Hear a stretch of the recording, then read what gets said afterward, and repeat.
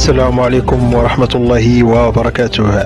في أبرز العناوين: زوجة أشرف حكيمي تطلب الطلاق بعد اتهامه في جريمة اغتصاب. السلام عليكم ورحمة الله وبركاته. في آخر مستجدات أخبارنا لهذا اليوم،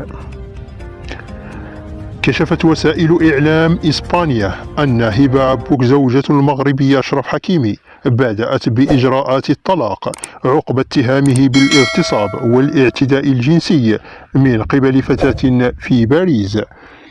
وتحقق النيابة الفرنسية في شكوى مقدمة من فتاة اتهمت حكيمي بالاعتداء الجنسي واغتصابها بعدما زارته في منزله عقب أسابيع من محادثتهما عبر تطبيق انستغرام.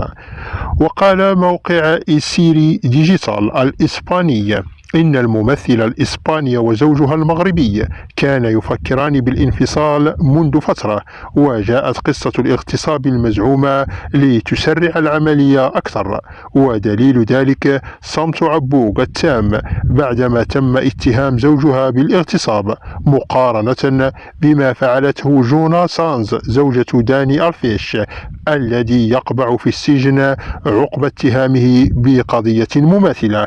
ووصلت: لم تحضر عبوك إلى حفل جوائز الأفضل يوم الاثنين عندما تم اختياره في تشكيلة العام 2022، إذ أنها كانت تفكر بالانفصال عن اللاعب المغربي بسبب فارق العمر بينهما ووجهات نظراتها المختلفة تجاه الحياة العائلية.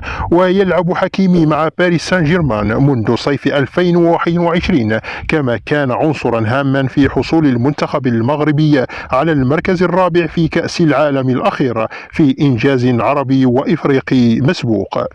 لا تنسوا الاشتراك في القناة وتفعيل زر الجرس ليصلكم كل جديد أول بأول على قناة أخبار اليوم.